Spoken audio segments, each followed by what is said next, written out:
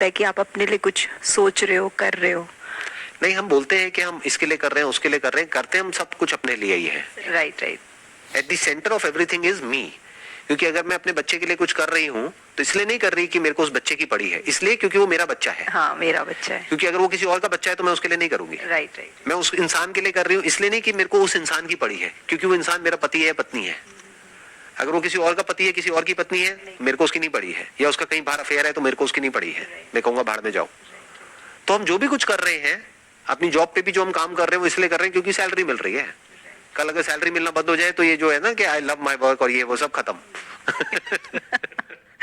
तो जो भी हम करते हैं वो करते खुद के लिए ही है, लेकिन हम बिल किसी और के नाम पे फाड़ देते हैं कि हम ये तुम्हारे लिए कर रहे हैं।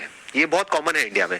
फॉर एग्जाम्पल, कोई आदमी है, उसके अपने ड्रीम्स हैं, अपने एम्बिशंस हैं, या वो बहुत ही ज्यादा ग्रीडी है और पैसे के पीछे वो पागल है, तो वो पैसे के पीछे भाग रहा है, अपनी फैमिली की तरफ उसका ध्यान भी नहीं है, लेकिन वो फैमिली को आकर के क्या बोलेगा कि ये सब मैं तुम्हारे लिए ही तो कर रहा हूँ। वो उनके लिए नहीं कर रहा है, वो खुद के लिए कर रहा है, क्योंकि फैमिली को तो वो चाहिए ही नहीं। फैमिली तो कह रही है हमको तो आपका टाइम चाहिए, हमको तो पैसा चाहिए ही नहीं। बट अगर उसने ये बोल दिया तो अपनी नजरों में गिर जाएगा ना, अपनी नजरों में भी और औरों की नजरों में भी।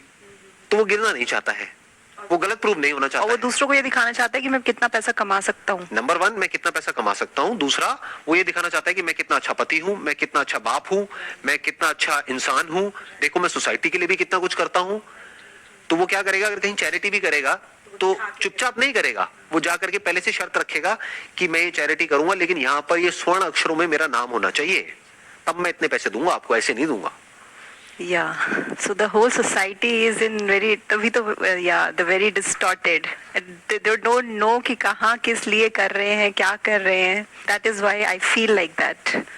तो how about you, sir? आपके बारे में एक क्वेश्चन पूछना चाहूंगी because last 5 minutes बचे. You once said that you are perfectionist. तो perfection is in itself is a myth, I would say. And you also agreed. तो ये एक आपके लिए एक स्ट्रगल नहीं होता है कि आप इसको कैसे हैंडल करते हैं? देखो, इसका एक प्लस पॉइंट भी है और माइनस पॉइंट भी है। माइनस पॉइंट क्या है कि आपके ऊपर प्रेशर क्रिएट होता है, बिकॉज परफेक्शन का कोई एंड नहीं है। परफेक्शन की कोई क्लियर कट डेफिनेशन नहीं है कि अब ये चीज परफेक्ट हो गई है, या ये काम परफेक्ट हो गया है, या मैं खुद परफेक्ट हो गया हूँ। वो कभी भी अचीव नहीं होने वाला है। तो it's a never ending process, that is one. तो वो माइनस पॉइंट क्या है कि आपके ऊपर प्रेशर हमेशा रहेगा कि मुझे और बेटर करना है, और इंप्रूव होना है, और इंप्रूव होना है। बट ये प्रेशर एक्चुअल में बुरा नहीं है, क्योंकि यही आपको भगाएगा सही डायरेक्शन में। अच्छा। नंबर 1। नंबर 2, परफेक्शन का एक बेनिफिट क्या होता है कि if you are a perfectionist, perfectionist का मतलब क्या, not just for the heck of it, but actually you want to go at the very root of everything. कि अगर आप एक प्रॉब्लम सॉल्व करोगे तो टेम्पररी बेसिस पे नहीं करोगे, रूट से। पहले हमको परफेक्शनिस्ट की भी डेफिनेशन देखनी पड़ेगी क्या होती है। अगर हम परफेक्शनिस्ट उसको समझते हैं जो एक काम को बड़े अच्छे से करता है, तो वो परफेक्शनिस्ट नहीं है। परफेक्शनिस्ट मतलब कौन, वो काम को इस तरीके से डेलीगेट कर देता है, या काम को इस तरीके से कर देता है कि दोबारा उसको काम करने की जरूरत ही ना पड़े। जब तक वो नहीं हो जाता तब तक वो उस काम को छोड़ता नहीं है। क्योंकि अगर वो एक काम में ही फंसा रह गया पूरी जिंदगी और उससे आगे बढ़ ही नहीं पाया, तो उसको परफेक्शनिस्ट थोड़ी कह सकते हैं। Right right. परफेक्शनिस्ट मतलब कि उसने उस काम का जो फाइनल जो गोल है उसको अचीव कर लिया। वो गोल क्या है, उस काम को ही खत्म कर दिया, द एंड ऑफ वर्क। तो ये आपको, ये जो माइंड की अभी हम बातें कर रहे हैं इतनी देर से, इसमें बड़ा हेल्प करता है। बिकॉज एक है सुपरफिशियल लेवल के सॉल्यूशंस जो उन लोगों के लिए है जो परफेक्शनिस्ट नहीं है। यानी क्या, उनको क्या चाहिए, शॉर्टकट चाहिए। उनको चाहिए कि अरे इतनी बातें मत करो, आप मेरे को ये बताओ मुझे करना क्या है, डेली कितनी देर मेडिटेशन करनी है और कैसे करनी है, क्या करनी है। आज आप एक से पूछोगे, फिर दूसरे से पूछोगे, फिर तीसरे से पूछोगे, तीनों अलग अलग बातें बताएंगे, फिर आदमी कंफ्यूज होकर के बैठ जाएगा, अब मैं क्या करूं। कोई बताएगा कुछ और, वो करेगा कुछ और। Right right. तो अंदर एक नया कॉन्फ्लिक्ट क्रिएट हो गया। पहली लाइफ में 36 प्रॉब्लम्स थी, अब एक नई प्रॉब्लम क्रिएट हो गई कि अब स्पिरिचुअलिटी में इसकी सुने उसकी सुने। ऐसा होता है ना। Right right. हाँ राइट। अब परफेक्शनिस्ट का मतलब क्या है, that you want to go to the very root of the problem. You will not settle for anything less than that. जब तक आप माइंड के सच को नहीं देख लोगे, खुद के सच तक नहीं पहुंच जाओगे at the deepest level of your being, तब तक आप नहीं रुकोगे। तो आप एक परफेक्शनिस्ट हो। तो वो तो कभी होगा नहीं ना। क्यों नहीं होगा? होगा, होता है, और वही एक सोल्यूशन है। इतनी देर से मैं यही तो कह रहा हूं कि वो ही एक परमानेंट सोल्यूशन है और कोई सोल्यूशन नहीं है। You need to go to the very end of thought, कि थॉट कहां से पैदा होता है, कहां जाता है। क्या थॉट ही सब कुछ है? क्या मैं एक थॉट है, या थॉट से पहले भी मैं एग्जिस्ट करता हूं? Isn't thought just a word or a name given to a thing? Isn't thought an association between a sensation and the meaning given to that sensation? Without the meaning given to an experience, where is thought? Right. Without thought, where is thinker?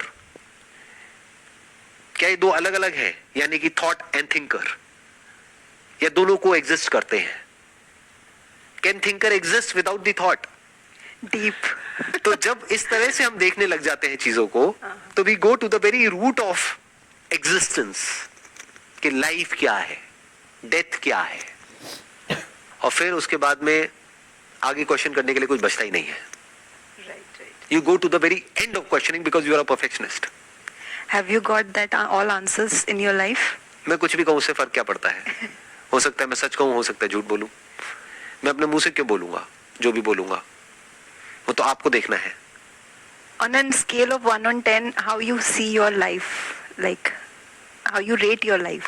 Again मैं गलत क्यों बोलूंगा? मैं ये क्यों कहूंगा अगर मेरी लाइफ मानो on a scale of 1 to 10 1 भी होगी या 0 भी होगी, मैं तो 10 ही बोलूंगा ना.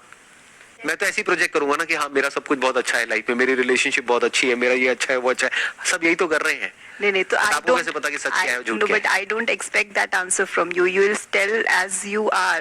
I because I think you are not one of those masses. So if I ask you in a scale of 1 on 10, if you say 10, if you rate 10, so that means you have achieved everything. There is no scope for further.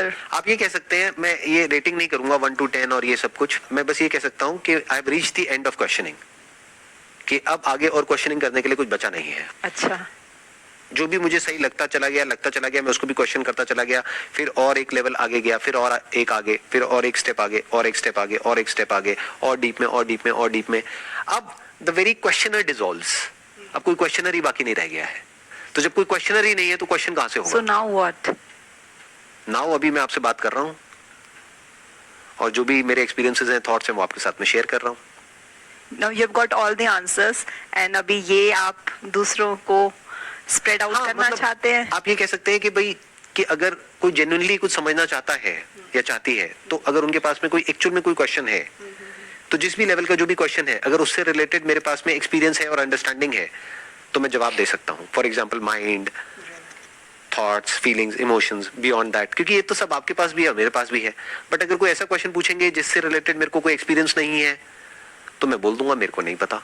For example कि भाई job में क्या करते हैं, कैसे करते हैं, मुझे नहीं पता, क्योंकि मैंने कभी जॉब करी नहीं. राइट. बट बिजनेस के बारे में पूछेंगे तो मैं बता सकता हूँ. माइंड के बारे में पूछेंगे तो मैं बता सकता हूँ. Mind is the question which everybody is looking. मतलब माइंड को कैसे, I don't know, everything related to mind. तो मैं इसको सेशन को यहाँ पे एंड करता हूँ कि ये मत पूछिए how to control your mind, how to think positive, और ये वो, ये हाउ को हटा दीजिए. ये पूछिए अपने आप से, व्हाट इज माइंड? ये माइंड है भी या नहीं है? हो सकता है माइंड हो ही ना. कहीं ऐसा तो नहीं है किसी ऐसे भूत से लड़ने के लिए आप एक रास्ता ढूंढ रहे हैं जो भूत एक्चुअल में है ही नहीं. राइट. What is mind? अगर माइंड है तब तो कुछ करना पड़ेगा ना.